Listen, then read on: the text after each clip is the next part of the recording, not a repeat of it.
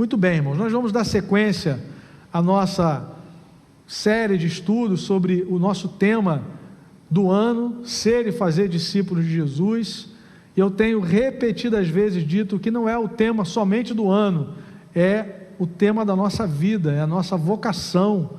Um dia, assim como Pedro, assim como João, assim como Tiago, assim como Natanael, André, Filipe, nós ouvimos, Marta, Maria, ouvimos o mesmo chamado que eles ouviram: vinde após mim. O chamado de Jesus: vinde após mim. Nós temos aprendido que discipulado é o ato de seguir a Cristo, mas o chamado não parou no vinde após mim. Jesus falou assim: e eu vos farei pescadores de homens. Discipulado também é o ato de ajudar pessoas a seguirem a Cristo. E o discipulado, ele abrange todo o ministério da igreja. Toda vez que um discípulo de Cristo está falando a palavra de Deus, debaixo da autoridade do Espírito Santo, ele está ajudando os outros discípulos a crescerem um pouco mais na fé, a se aproximarem mais de Jesus, a se aproximarem mais da missão de Deus. Isso é um discipulado. Acontece no nível pessoal, entre uma pessoa e outra que está evangelizando e discipulando, em grupos pequenos, nos grupos de ministério. Toda vez que a palavra de Deus é pregada com verdade, fundamentada no Evangelho, centrada em Cristo, e temos experiências de transformação, de crescimento, isso é o discipulado. Muitas vezes nós achávamos no passado que discipulado era aquilo que acontecia somente quando a gente aceitava Jesus, cria no Evangelho, aí tinha uma classe ali de batismo, ali era o discipulado e depois acabou. Nós temos aprendido que discipulado nos acompanha em toda a nossa jornada, é uma jornada de crescimento. O apóstolo João fala de algumas etapas na vida cristã: filhinhos, jovens e pais. Nós precisamos progredir no Evangelho, crescer na graça e no conhecimento do Senhor, e o instrumento que Deus vai usar é a palavra, é a Escritura, é o Evangelho de Jesus. Eu queria pensar nessa noite sobre o discipulado após o ministério terreno de Jesus. Quero ler esse texto de João capítulo 15 com os irmãos. João capítulo 15,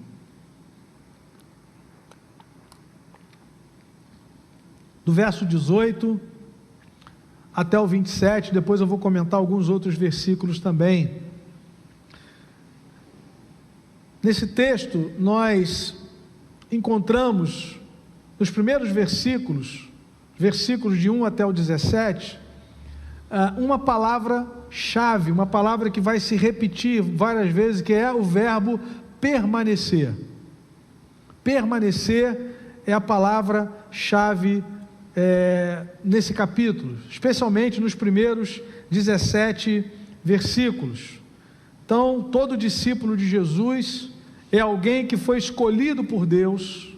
Nós encontramos isso no verso 16, curiosamente foi o tema do ano passado na igreja: não fostes vós que me escolhestes a mim, pelo contrário eu vos escolhi a vós outros e vos designei para que vades e deis fruto, e o vosso fruto permaneça, a fim de que tudo quanto pedides ao Pai em meu nome, Ele vos conceda. Escolhidos para frutificar, falamos disso no ano passado aqui na nossa igreja. Então o discípulo de Jesus é alguém que foi escolhido por Deus, e como consequência dessa escolha, dessa eleição, ele irá frutificar no mundo, e o caminho para essa frutificação é a permanência no Senhor.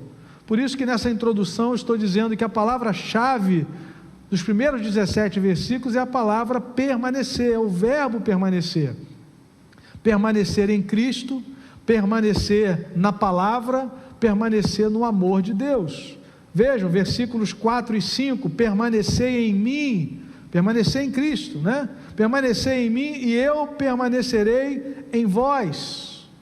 Como não pode o ramo produzir fruto de si mesmo, se não permanecer na videira, assim nem vós o podeis dar, se não permaneceres em mim. Eu sou a videira, verso 5, vós os ramos. Quem permanece em mim e eu nele, esse dá muito fruto, porque sem mim nada podeis fazer. Fomos escolhidos chamados a permanecer no Senhor para frutificarmos, permanecer em Cristo. Ele também diz permanecer na palavra, ou seja, a palavra dele permanecendo em nós, no verso 7, se permanecerdes em mim e as minhas palavras permanecerem em vós, pedireis o que quiserdes e vos será feito. Nisto é glorificado meu Pai, em que deis muito fruto, e assim vos tornareis meus discípulos. Discípulos de Jesus são reconhecidos pela sua frutificação, pelo seu testemunho, pela reprodução da vida de Jesus. E isso só acontece se nós permanecermos nele, se a sua palavra permanecer em nós e se nós permanecermos no seu amor. É o que lemos no verso 9: como o Pai me amou, também eu vos amei, permanecei no meu amor. Permanecei no meu amor. Irmãos, nós começamos a vida cristã no amor de Deus. Fomos constrangidos pelo amor de Deus. O amor de Deus nos apontou o caminho da salvação. O amor de Deus foi tão grande que o Espírito Santo nos convenceu de que nós somos pecadores, perdidos e que precisamos de um Salvador. Fomos conduzidos a Cristo pelo Espírito de Deus. Ouvimos o Evangelho e cremos. Começamos no amor de Deus. Mas nós não devemos nos afastar desse amor.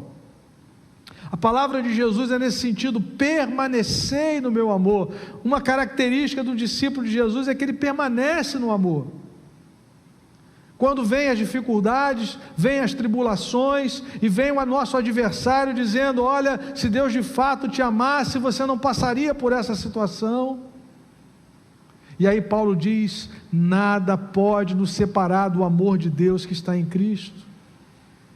Eu gosto de um versículo que está lá na carta de Judas, aquela carta antes do Apocalipse, o último livro antes do Apocalipse, e Judas usa uma expressão muito interessante, lá no versículo 21, Judas, no capítulo 1, versículo 21, guardai-vos no amor de Deus, guardai-vos no amor de Deus, esperando a misericórdia de nosso Senhor Jesus Cristo, para a vida eterna. É o que Jesus está dizendo aqui: permanecei no meu amor. Então veja, dos versículos de 1 a 17, a palavra-chave é permanecer. Mas eu quero entrar na segunda parte do capítulo, e eu quero ler a partir do verso 18. A palavra diz assim: se o mundo vos odeia, sabei que primeiro do que a vós outros me odiou a mim, disse o Senhor Jesus. Se vós fosseis do mundo, o mundo amaria o que era seu. Como todavia não sois do mundo, pelo contrário, dele vos escolhi, por isso o mundo vos odeia. Lembrai-vos, verso 20, da palavra que eu vos disse: não é o servo maior do que seu senhor. Se me perseguiram a mim, também perseguirão a vós outros. Se guardaram a minha palavra, também guardarão a vossa. Tudo isso, porém, vos farão por causa do meu nome, porquanto não conhecem aquele que me enviou. Se eu não viera, nem lhes houvera falado, pecado não teriam, mas agora não tem desculpa do seu pecado. Quem me odeia, odeia também a meu Pai. Se eu não tivesse feito entre eles tais obras, quais nenhum outro fez, pecado não teriam, mas agora, não somente têm eles visto, mas também odiado, tanto a mim como a meu Pai. Isto, porém, é para que se cumpra a palavra escrita na sua lei: odiaram-me sem motivo. Quando, porém, vier o Consolador, que eu vos enviarei da parte do Pai, o Espírito da verdade, que dele procede, esse dará testemunho de mim, e vós também testemunhareis, porque estáis comigo desde o princípio. Então vejam, irmãos, na primeira parte Jesus fala sobre a permanência, a necessidade de permanecermos nele, na sua palavra, no seu amor. Na segunda parte do capítulo 15 do Evangelho de João, nós encontramos Jesus destacando a perseguição e a rejeição que os seus discípulos enfrentariam e nós também vamos enfrentar. Nós que somos discípulos de Jesus no século 21, nesse tempo. E aí eu quero chamar atenção para alguns destaques de Jesus. Primeiro, ele diz: o mundo odeia o testemunho dos discípulos, porque primeiramente odiou a Cristo. Versículo 18: se o mundo vos odeia, e aqui eu preciso lembrar os amados irmãos que a palavra mundo na Bíblia, ela tem alguns significados distintos. Por exemplo, João 3,16, Deus amou o mundo de tal maneira que deu o seu Filho unigênito, para que todo que nele crê não pereça, mas tenha vida eterna. O mundo ali é a humanidade, os seres humanos, a criação de Deus. Mas a palavra mundo na Bíblia também tem um sentido de um sistema de vida, com valores antagônicos à fé cristã, que rejeitam o governo de Deus, que é contrário ao reino de Deus. E nós vivemos nesse mundo, mas pertencemos a Cristo. E aí nós já podemos perceber, se nós vivemos em Cristo, a fé cristã, no mundo que deu as costas para Deus, com valores contrários ao Evangelho, nós vamos ter oposição. Não precisa nem ser profeta para dizer isso. A palavra fala isso claramente. Se alguém quiser viver piedosamente em Cristo Jesus, será perseguido. E aqui Jesus está dizendo, por que que o mundo nos odeia? Por que que o mundo rejeita e muitas vezes abomina a igreja, o evangelho, os cristãos, a fé cristã? Porque primeiro odiou a ele mesmo, verso 18, se o mundo vos odeia, sabei que primeiro do que a vós outros, me odiou a mim. Quando você lê, por exemplo, no Salmo de número 2, o Salmo de número 2, o Salmo 2 é um salmo messiânico, e ali há uma pergunta: por que que as nações ficaram iradas contra o Senhor, contra o seu ungido, né? Os reis da terra se levantaram, dizendo: rompamos com as suas algemas. É a rebelião que há em todas as nações, o homem que se separou de Deus. As nações são compostas de homens e mulheres separados de Deus. Quando numa nação, seja qual for a nação, qualquer etnia, e nós temos a promessa de que naquele grande dia, diante do Cordeiro, estarão homens e mulheres de todas as idades, de todas as tribos, povos, línguas e nações. Quando nós somos chamados pelo Senhor, nós continuamos vivendo naquela nação, naquela etnia, mas como discípulo de Cristo. E porque o mundo odeia Cristo, também vai odiar a igreja. E é interessante, se você ler o Salmo 2, que diz assim, que os reis da terra se levantaram contra o Cordeiro, né, contra o Senhor, melhor dizendo, contra o seu ungido, e aí diz que o Senhor acha graça, ri-se o Senhor, né? Porque ele já estabeleceu o seu Messias, o seu Cristo, o seu ungido. O plano da salvação já está estabelecido, o governo de Deus já está estabelecido, o reino de Deus já está presente e estará plenamente com a segunda vinda de Cristo. Então nenhum intento das nações pode anular os propósitos do Senhor. A história caminha para a consumação da obra de Deus. Louvado seja Deus por isso. Mas a igreja, por causa do seu compromisso, os discípulos de Jesus, por causa do seu compromisso com Ele, experimentam, é isso que Jesus está ensinando aqui na segunda parte desse capítulo, a rejeição.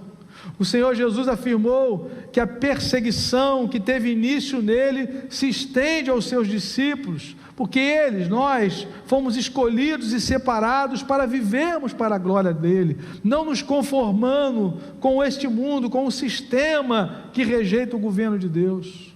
Paulo diz: não vos conformeis com este século. João diz: não ameis este mundo, né? Porque tudo que há no mundo, concupiscência, o desejo forte, a ambição da carne, a soberba da vida, não procede do Pai, mas procede do mundo. Por isso a igreja, ela é rejeitada, porque nós somos instrumentos de expansão, de anúncio, de proclamação do Evangelho e do reino de Deus. Jesus também diz que o mundo odiará também o testemunho dos discípulos, porque não conhece a Deus. Versículo 21, tudo isso, porém, vos farão por causa do meu nome, porque não conhecem aquele que me enviou. Versículo 23, quem me odeia, odeia também a meu Pai. Pelo fato do mundo não conhecer a Deus, o odeia.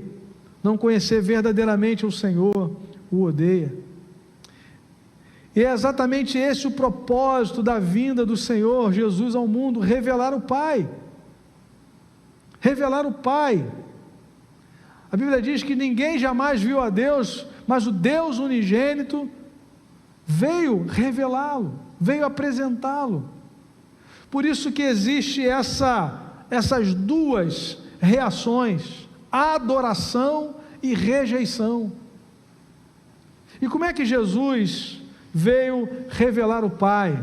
O texto nos mostra, primeiro, através dos seus ensinos, dos seus ensinamentos. Versículo 22, se eu não viera e nem lhe houvera falado, pecado não teriam, mas agora não tem desculpa do seu pecado. Jesus veio revelar o Pai, Jesus veio trazer o reino. Primeira pregação de Jesus registrada nos Evangelhos, Marcos 1, 14 e 15, Jesus diz, é chegado o reino, arrependei-vos e crede no Evangelho. Ele veio anunciar o reino, ele veio anunciar o propósito de Deus, de reconciliar consigo mesmo homens e mulheres, através do sacrifício de Jesus. Ele veio anunciar o governo de Deus sobre todos aqueles que creem, se rendem, se tornam cidadãos do reino dos céus. Esse foi o ensinamento de Cristo. Alguns rejeitaram e outros o adoraram.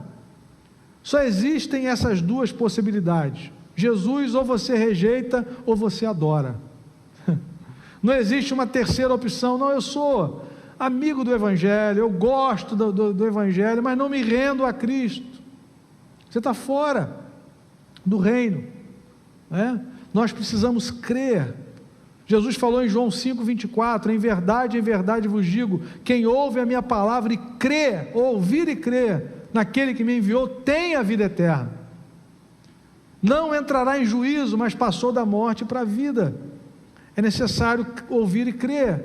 Então Jesus veio apresentar o Pai através dos seus ensinamentos, e também através das suas obras incomparáveis, inigualáveis. Versículo 24, se eu não tivesse, percebam, no 22 ele diz, se eu não tivesse vindo e não tivesse falado, anunciado o Evangelho, anunciado o reino, as pessoas estariam isentas, mas agora elas conhecem o propósito do Pai, elas conhecem o plano de salvação, a intenção de Deus de governar sobre esse mundo, sobre todo aquele que crê em Jesus.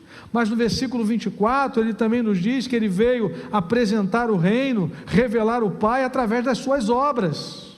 Verso 24, se eu não tivesse feito entre eles tais obras, quais nenhum outro fez, pecado não teriam. Mas agora, não somente têm eles visto, mas também odiado, tanto a mim como a meu Pai. Irmãos, parece mentira. Homens e mulheres contemporâneos de Jesus viram sinais, viram milagres e odiaram a Deus. Porque, irmãos, milagre, sinais não transformam o caráter de ninguém. Nós precisamos nascer de novo. Só o Evangelho, o poder do Evangelho transforma corações. Muitas vidas, o próprio João no seu Evangelho registra que os sinais aqui registrados têm o propósito de apresentar a Cristo, para que as pessoas cresçam que Jesus é o Filho de Deus e recebessem vida. João 20, 30 e 31, a propósito desse Evangelho.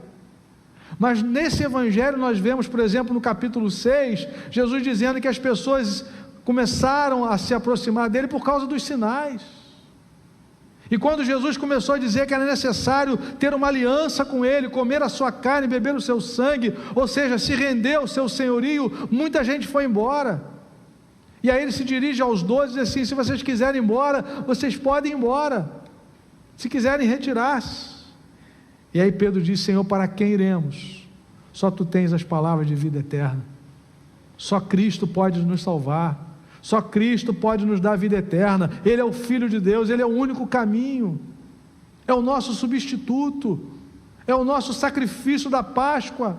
É o Cordeiro que foi morto, mas que vive. Por isso, amados irmãos, Ele veio revelar o Pai. Ele veio implantar o reino, estabelecer o reino entre nós.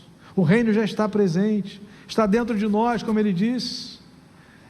Está sobre as famílias que se rendem ao seu amor, aos corações que se rendem. O reino vai crescendo, se expandindo através da igreja. Mas, amados irmãos, a pergunta e o propósito dessa reflexão é nos levar a pensar sobre o discipulado após o ministério terreno de Jesus. Nós estamos vendo aqui que Jesus discipulou, que Jesus ensinou, que Jesus preparou os seus discípulos, seus apóstolos, ordenou que eles continuassem a sua obra, fazendo discípulos de todas as nações, que Ele veio revelar o Pai através de palavras, através das obras, através do seu sacrifício. Ele ressuscitou, venceu a morte. Mas e depois? Olhando para esse texto, nós precisamos pensar como se deu o discipulado após o ministério terreno de Jesus. Há duas informações no texto. Primeira, o discipulado se deu através do ministério do Espírito Santo. Versículo 26, Jesus diz: quando, porém, vier o Consolador, que eu vos enviarei da parte do Pai, o Espírito da verdade, que dele procede, esse Consolador, esse Espírito da verdade, que o Pai enviará, dará testemunho de mim. O Espírito Santo está agindo na terra, a partir do Pentecostes, quando ele foi derramado sobre a igreja, é o Espírito Santo quem está agindo, e ele dá testemunho de Cristo, ele aponta para Cristo. Interessante, a unidade na Trindade, é uma comunidade perfeita, e o Espírito de Deus, ele aponta para Cristo, ele dá testemunho de Cristo. É Ele que nos convence de que nós somos pecadores e de que Jesus é o único Salvador. É obra do Espírito, o testemunho do Espírito está em atuação nesse tempo. Aleluia por isso. Se não fosse o testemunho do Espírito, se não fosse a obra do Espírito Santo, nós não seríamos regenerados, nós não seríamos lavados, como diz Paulo a Tito, né? Mediante o lavar regenerador e renovador do Espírito Santo. Mas, irmãos, há uma segunda informação no texto, de que o discipulado após o ministério terreno de Jesus se dá através dos seus discípulos. Versículo 27, Jesus diz: e vós também testemunhareis. Aleluia! E vós também testemunhareis, porque estáis comigo desde o princípio. Essas duas realidades aqui se entrelaçam na obra de Deus. O Espírito capacita os discípulos de Jesus para testemunharem no mundo. É assim que a igreja de Deus avança, é assim que o Evangelho de Deus avança nessa terra. Louvado seja Deus por isso. Jesus fez uma promessa, registrada aqui também, no versículo 26, né, que o Espírito viria da parte do Pai, que o Pai enviaria, que dele procede. Mas em Lucas 24, o Senhor Jesus disse: permanecei na cidade, até que do alto sejais revestidos de poder. Em Atos 1:8, recebereis poder ao descer sobre vós o Espírito Santo, e vocês serão minhas testemunhas, Jerusalém, Judéia, Samaria e até os confins da terra. O testemunho dos discípulos a respeito de Cristo ocorre debaixo da capacitação do Espírito Santo. Amados irmãos, o discipulado é um chamado de Deus para mim e para você, para a igreja. todos os discípulos de Jesus, todos os cristãos, membros do corpo de Cristo, gente que nasceu de novo, nós somos testemunhas de Cristo. Não há um plano B, amados irmãos.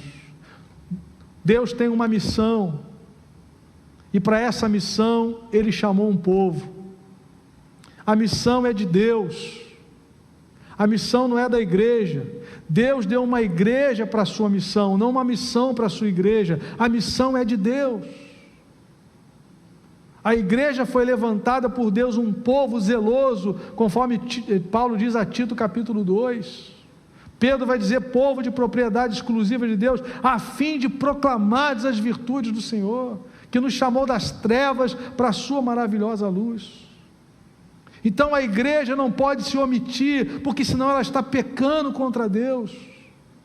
Se nós nos calarmos, se nós nos omitirmos, nós estamos pecando, porque essa foi o grande chamado do Senhor para nós, ser e fazer discípulos de Jesus. Após o ministério terreno de Cristo, a sua ascensão, a sua ressurreição, a sua ascensão, como se dá o discipulado através do ministério do Espírito, agindo através dos discípulos de Cristo, da igreja do Senhor Jesus. E é interessante, eu queria refletir sobre isso, pelo menos iniciar essa reflexão, sobre, será que os apóstolos, os líderes das igrejas locais, que nós lemos aqui no Novo Testamento, eles abandonaram o chamado de Jesus apresentado na grande comissão? Por que eu digo isso? Porque a palavra discípulo, ou discípulos, aparece pela última vez no Novo Testamento, em Atos dos Apóstolos, capítulo 21, versículo 16. Eu queria chamar sua atenção para esse fato. Atos 21, versículos 15 e 16, Paulo está lá em Cesareia. A palavra do Senhor nos fala ali que ele foi aconselhado a não ir a Jerusalém. Já tivemos aqui a exposição do livro de Atos, estudamos esse capítulo aqui, mas ele diz, olha, eu estou pronto não só para ir, mas também para morrer pelo nome do Senhor Jesus. Aí as pessoas não conseguiram persuadi-lo, diz o verso 14, Atos 21, 14, e disseram a ele, faça-se a vontade do Senhor. Aí diz assim, 15 e 16, passados aqueles dias, feito os preparativos, subimos para Jerusalém, e alguns dos discípulos também vieram de Cesareia conosco, trazendo consigo Nason, natural de Chipre, velho discípulo, com quem nos deveríamos hospedar. Amados irmãos, os estudiosos dizem que essa é a última vez em que a palavra discípulo aparece no Novo Testamento. A palavra cristão aparece 3 vezes, discípulos nós encontramos inúmeras referências no ministério de Jesus, no início da igreja primitiva, mas no livro de Atos, aqui é a última vez que aparece a palavra discípulo. E aí, por isso essa pergunta, será que os apóstolos e os líderes das igrejas locais, nós temos Tito, Timóteo, líder da igreja de Éfeso, de outras igrejas que foram plantadas no Novo Testamento, será que eles abandonaram a grande comissão? A ordem de Jesus, ir de fazer discípulos de todas as nações? Será que foi isso que eles fizeram? Dizendo, olha, isso aqui só funcionou até enquanto Jesus esteve aqui presente, agora nós vamos fazer algo diferente, vamos criar algo novo, e vamos abandonar esse método, porque esse método não funciona. Não, amados irmãos, os apóstolos e os líderes das igrejas locais continuaram a formar discípulos, aprendizes, isto é, eles continuaram a pregar o Evangelho no poder do Espírito Santo, eles continuaram a batizar pessoas em Cristo e a ensiná-las a guardar tudo aquilo que Jesus ordenou. E eu chamo a sua atenção sobre o fato de que, ainda que a palavra discípulos tenha desaparecido, a forma verbal de discípulos mantanon, que significa aprender, ou mantanó, que significa aprender, aparece abundantemente nas epístolas, em conexão com a verdade do Evangelho em que os cristãos aprenderam, e o estilo de vida ou ação que acompanha esse ensinamento. A palavra discípulo não aparece mais depois de Atos 21:16, mas aprender a Cristo, ser instruído no Evangelho, ser instruído em Cristo, vai permear todo o Novo Testamento, todo o Novo Testamento. E eu quero então ver alguns textos com os irmãos para concluirmos essa reflexão. Romanos capítulo 16, Romanos 16, versículo de número 17, nós vamos encontrar a expressão, a doutrina que aprendestes, a doutrina que aprendestes. Romanos 16, 17, rogo-vos, irmãos, percebam, irmãos, noteis bem aqueles que provocam divisões e escândalos em desacordo com a doutrina que aprendestes. Afastai-vos deles, porque esses tais não servem a Cristo nosso Senhor. Paulo está falando, vocês receberam uma doutrina, vocês aprenderam o ensinamento, e vocês precisam andar em acordo com esse ensinamento. Por isso que Paulo está dizendo, olha, notem bem, observem aqueles que provocam divisões e escândalos, porque eles não estão andando segundo o que eles aprenderam. Aprenderam de quem? Aprenderam dos líderes, dos apóstolos, dos presbíteros, que aprenderam de Cristo. Então, embora o nome, o termo discípulo não apareça, mas o discipulado continua, porque a essência do discipulado é o ensino do Evangelho, a pregação do Evangelho, repetidas vezes, debaixo do poder do Espírito Santo, com fidelidade à sã doutrina, à Escritura. E é interessante essa associação entre aquilo que nós aprendemos e o serviço, o colocar em prática. Ele diz, porque esses tais não servem a Cristo. Paulo está dizendo, pelo fato de terem rejeitado o ensino, a consequência é que eles não vão servir a Cristo. O contrário também é verdadeiro. Se nós somos instruídos no Evangelho, consequentemente nós vamos servir a Cristo. Amém, amados? É um caminho natural para as nossas vidas. Então, percebemos aí que a essência do discipulado continua no Novo Testamento e continua nos nossos dias. Aprender. Um outro texto, Filipenses capítulo 4, versículo de número 11.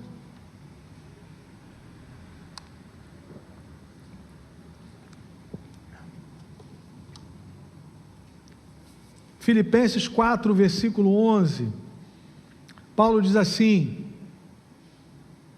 digo isto,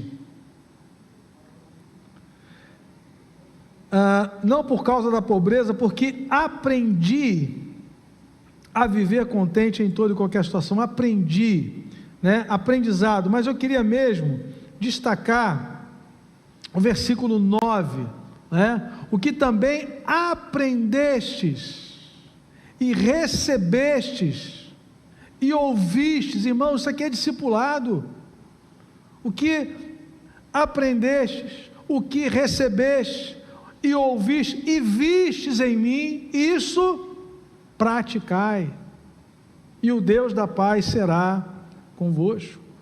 O que também aprendestes e vistes, e ouvir e ver na prática, um discípulo mais experiente, vivendo a fé cristã, levou aqueles irmãos a praticarem o Evangelho. Como é que nós aprendemos a orar? Olhando um discípulo de Jesus orando, seja sua mãezinha, sua avó. Como é que você aprendeu a contribuir na obra de Deus? Vendo um discípulo de Jesus sendo fiel na contribuição. Como é que você aprendeu a ler a Bíblia? Se você foi criado no Evangelho, possivelmente, seus pais leram a Bíblia com você, seus avós, se foram cristãos. Se você se converteu há pouco tempo, alguém que tem acompanhado você, um discípulo mais experiente, tem estimulado você a ler a Escritura, ou tem lido a Bíblia contigo. É isso que Paulo está dizendo. O que também aprendeste. É o princípio do discipulado, estabelecido por Jesus. Ide, fazei discípulos, ensinai, ensinando-os a guardar tudo que vos tenho ordenado. Meu irmão, esse é o chamado da igreja, essa é a vocação da igreja, é a grande comissão, e nós não podemos abrir mão desse princípio. Esse é o nosso chamado, ser e fazer discípulo de Jesus. Mesmo que o termo tenha sumido depois de Atos 21, o princípio continua e continuará até a volta de Jesus, amém, amados? Seja você no seu trabalho, num tempo de almoço com alguém, lendo a Bíblia, você está ensinando, você está transmitindo, aquela pessoa vai aprender, vai receber, vai ouvir, vai ver e vai praticar. É isso que nós estamos aprendendo. Não tem nada de teoria. A fé cristã é prática o tempo todo, é obediência a Deus, é colocar em prática as ordenanças de Jesus, para a glória do Senhor.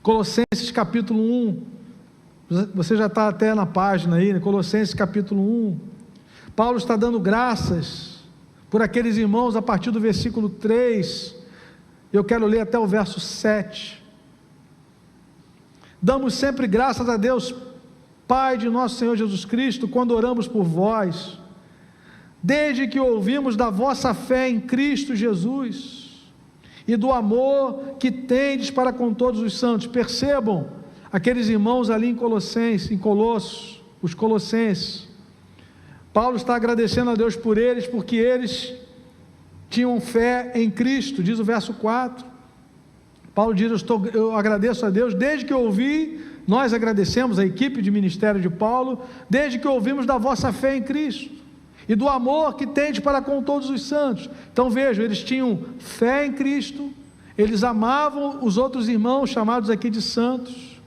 Paulo também diz que agradecia por causa da esperança que vos está preservada nos céus, da qual antes ouvistes, pela palavra da verdade do Evangelho que chegou até vós. Glória a Deus. Como é que eles manifestaram fé em Jesus? Como é que eles aprenderam a amar os seus irmãos? Porque o Evangelho chegou até eles, o Evangelho que abate a nossa soberba, cura a nossa independência e nos apresenta o caminho do arrependimento. Somos convencidos que somos pecadores, nascemos assim, mas não precisamos morrer perdidos, porque Jesus entrou na história, pagou a nossa dívida, morreu a nossa morte, recebeu a ira do Pai que era voltada contra nós sobre si, e pagou a nossa dívida, e morreu, foi sepultado, ressuscitou ao terceiro dia, e nos dá uma vida nova para a glória do Senhor. O Evangelho chegou até vós, diz Paulo no verso 6, como também todo mundo está produzindo fruto e crescendo. Isso é característica do Evangelho, ele vai crescendo, vai se espalhando. Tal acontece entre vós. Percebam, no final do verso 6, desde quando essa obra gloriosa se estabeleceu? Desde o dia em que ouvistes. Meu irmão, para alguém ouvir, precisa de uma outra pessoa falando. Poxa, pastor, o senhor reinventou a roda agora, hein? Isso é básico. Não foi carne de sangue que tu revelaram. Meu irmão, isso é básico. Para você ouvir algo, alguém precisa estar falando. Alguém falou, e você vai saber quem foi.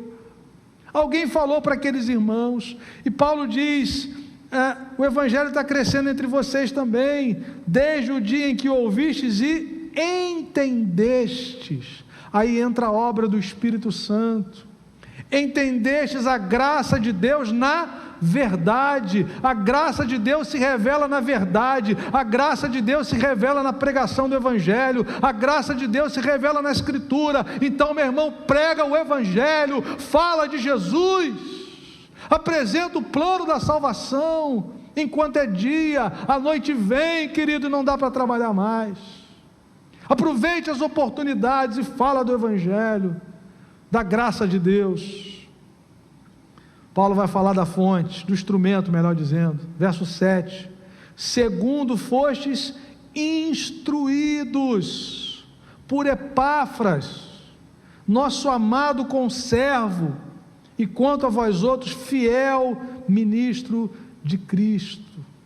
Ele era um conservo, um discípulo de Jesus, um servo do Senhor, que decidiu obedecer à grande comissão e instruiu aqueles irmãos, aquelas pessoas. Elas ouviram o Evangelho, o Espírito Santo agiu e eles entenderam a graça de Deus. E ele termina dizendo no verso 8: o qual também nos relatou do vosso amor no Espírito, que obra gloriosa. Como é que uma pessoa pode amar no Espírito? Como é que uma pessoa pode amar os seus irmãos? Como é que uma pessoa pode ter fé em Cristo Jesus, ter esperança preservada nos céus, somente convertida a Cristo pelo poder do Evangelho? Quem é que faz essa obra? O Espírito Santo. E pela graça de Deus ele usa os seus discípulos. Nós temos sido fiéis, irmãos, a esse chamado. Talvez muitos de nós na nossa comunidade, muitos irmãos nunca vão, talvez dar um estudo bíblico, assumindo um púlpito para pregar para a multidão.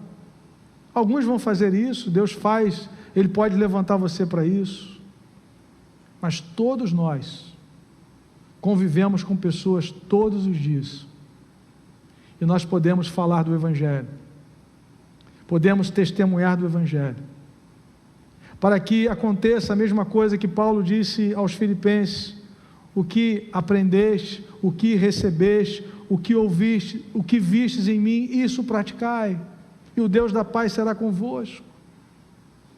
Praticai o que vistes, o que ouvistes. Discípulo de Jesus deve ser alguém comprometido com a grande comissão. E se isso acontecer, e deve acontecer, e precisa acontecer, toda a nossa vida vai ser redimensionada, irmãos.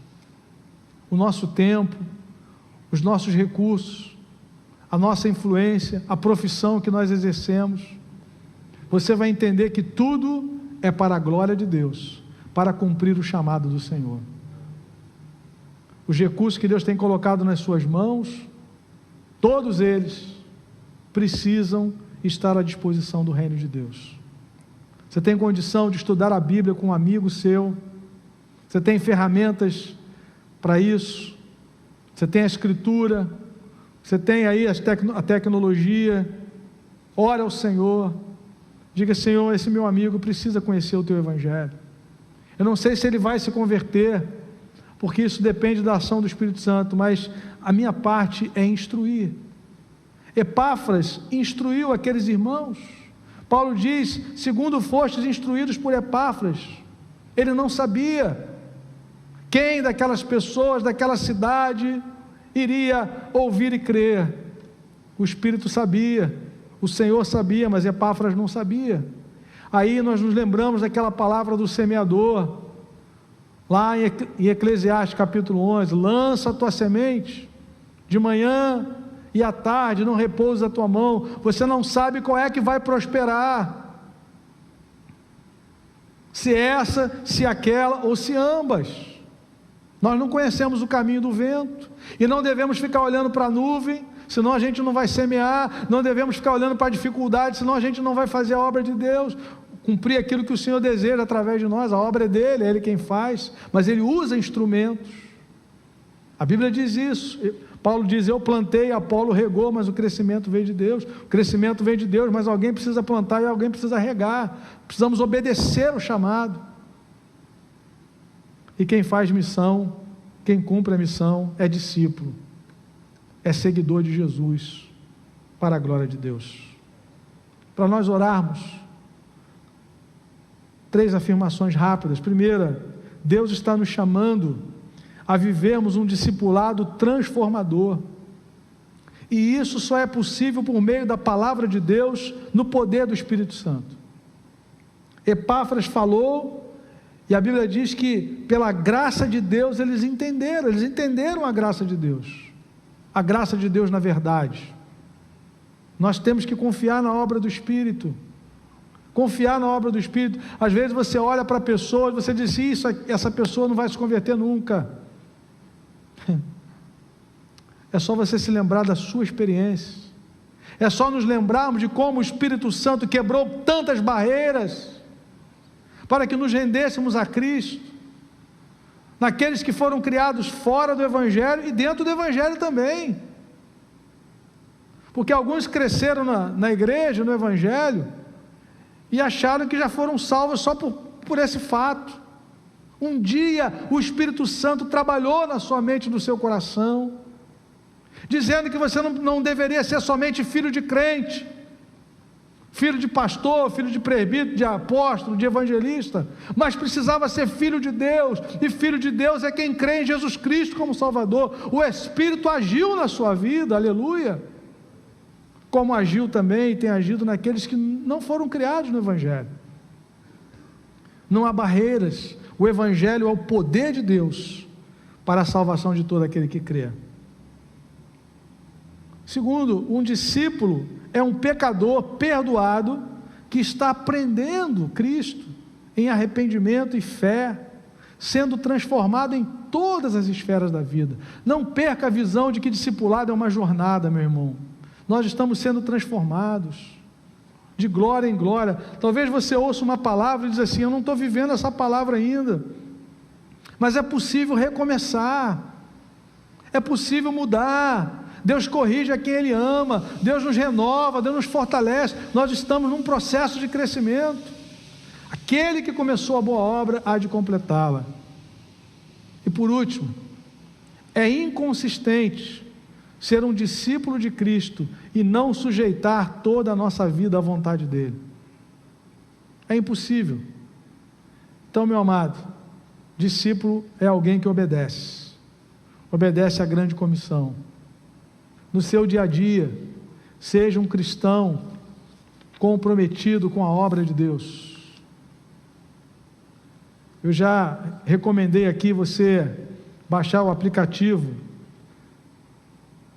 Joshua Project, Projeto Josué, Joshua Project. Você pode orar todo dia por um povo não alcançado. Baixe esse aplicativo. Cada dia você vai ter acesso a um povo não alcançado. Seja um cristão global, comprometido com a obra que Deus está fazendo no mundo. Ore todo dia pelos povos não alcançados. Ore por pessoas não alcançadas. Nós oramos pela igreja perseguida e temos que orar pela igreja perseguida, sim, nossos irmãos queridos e amados, mas a perseguição deles tem hora para acabar, mas o sofrimento de alguém que parte sem Cristo é eterno. Ore pela igreja perseguida, mas ore pelos não alcançados também. Ore e peça a Deus para que Ele dê oportunidade, nos dê oportunidade de testemunharmos a cada dia. Lance sementes, procure pessoas de paz. O que são pessoas de paz? Nós temos explicado. Cornélio era uma pessoa de paz, aberta a receber o Evangelho. Talvez você tenha pessoas de paz, pessoas que gostariam de estudar a Bíblia com você. Aproveite a oportunidade. Cornélio abriu a sua casa e Pedro falou do Evangelho, o Espírito fez a obra. A casa de Marta, Maria e Lázaro, era uma casa de paz, uma casa aberta para o Evangelho. E tantas outras que se abriram e se abrem hoje. Talvez um amigo de escola, de faculdade. Vamos estudar o Evangelho, vamos estudar uma carta de Paulo juntos, uma vez por semana, vamos orar juntos, e aí os assuntos vão surgindo. Aproveite as oportunidades, meu irmão. Esse é um tempo muito favorável para pregarmos o Evangelho. Aquelas pessoas que não podem sair de casa, você pode ligar, orar com elas, pessoas da nossa comunidade. Talvez alguns fizeram isso no início, mas talvez arrefeceram, o tempo vai passando. Vamos resgatar aquelas orientações que o Senhor nos deu, em nome de Jesus. Talvez pessoas da sua família de idade que não conhecem a Cristo ainda, mas tem lá o WhatsApp, tem lá você pode fazer uma chamada, por algum aplicativo e orar uma vez por semana, ler um versículo do Evangelho, falar do plano da salvação, abençoar essa vida. Quantas pessoas estão tristes nesse tempo porque não podem ter contato com seus familiares, alguns estão distantes, alguns não podem visitá-los, e nós somos a igreja. A palavra não está algemada, amém, amado? Em nome de Jesus, vamos orar juntos? Vamos orar ao Senhor. Deus bendito, obrigado, Senhor, por esse tempo na Tua presença, obrigado pela Tua palavra, Senhor, obrigado, Pai, porque o Teu plano é perfeito, aquilo que o Senhor estabeleceu para a Sua igreja lá no início, continua para nós hoje, Pai, continua valendo para a igreja. Nós somos chamados a permanecermos sendo e fazendo discípulos de Cristo, a sermos e fazermos discípulos de Cristo. Usa a Tua igreja, usa o Teu povo, Senhor, usa as Tuas crianças, os Teus adolescentes, usa a Tua juventude, usa, Pai, os Teus anciãos amados, usa os Teus líderes, usa as nossas vidas, a Tua igreja, para ser uma bênção, Senhor, nessa terra, Pai. Quanta gente perdida, Senhor, quanta gente sem esperança, e nós temos a esperança, e lemos nessa noite, a nossa esperança está preservada nos céus, porque ouvimos o Evangelho, ouvimos da Tua verdade, Senhor, a verdade da Tua graça.